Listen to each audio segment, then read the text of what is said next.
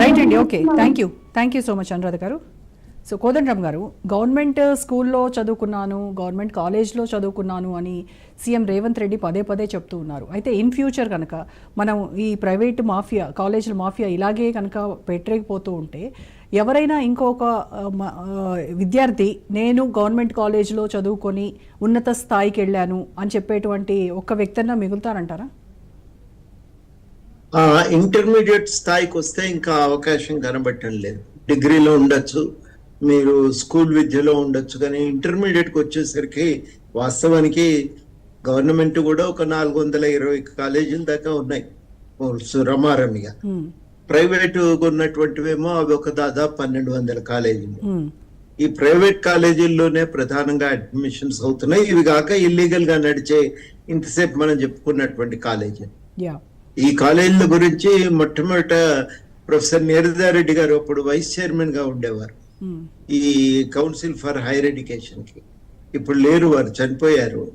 నీరదారెడ్డి గారు ఈ వరుస ఆత్మహత్యలు జరుగుతున్నప్పుడు ఈ కాలేజీల పరిస్థితుల పైన వారు ఎంక్వైరీ కమిషన్ వేస్తే ఇవన్నీ ఓపెన్ జైళ్ళ మాదిరిగా ఉన్నాయి, ఇవేం కాలేజీలు ఇట్లా నడిపితే ఎట్లా అని వారు రిపోర్ట్ కూడా ఇచ్చారు.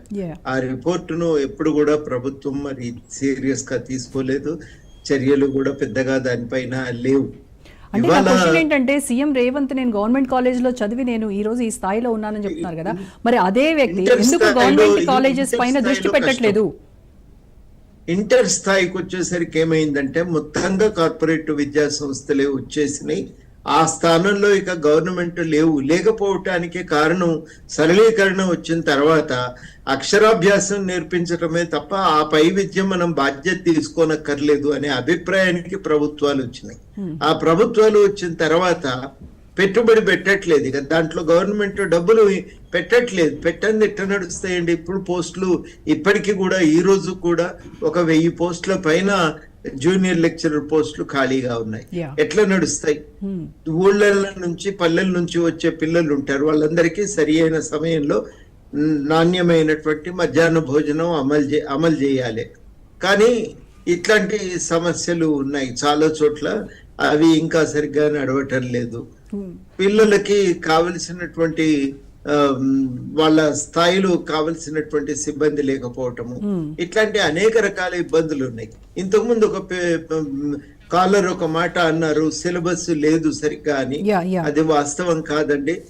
మన రాష్ట్రంలో ఉన్నటువంటి సిలబస్ ఇవాళ దేశంలో ఉన్న అన్ని రాష్ట్రాల కంటే కూడా అది చాలా ఉన్నతమైన స్థాయిలో ఉంది, ఉన్నత ప్రమాణాలతో కూడినటువంటిది, మంచి ఉంది, బాగా చెప్తున్న సిలబస్ ఉంది. విషయం అది కాదు.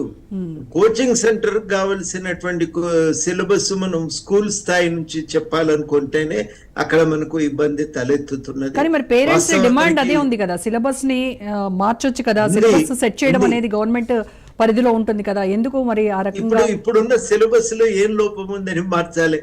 మేము ఎంత చూసినాం కదా, నేను 1-2 సంవత్సరాలు ఆ చర్చల్లో నేను కూడా పాల్గొన్నా. ఇంతకంటే ఇంకా దీన్ని అడ్వాన్స్ చేయటం అంటే పిల్లల మీద అనవసరమైనటువంటి భారం. కానీ మనం ఏం చేస్తున్నాం, 6వ తరగతి నుంచి వాళ్ళకి ఐఐటి ఫౌండేషన్ కోర్సులని అవని ఇవని చెప్తున్నాం. అదే విధంగా మ్యాథ్స్ ఒలింపియాడ్ అని ఆ నేర్పాలనేటువంటి తాపత్రయంలో మనం ఇంకా ఈ సిలబస్ కంటే ఎక్కువ చెప్పాలనేది ప్రయత్నం చేస్తున్నాం.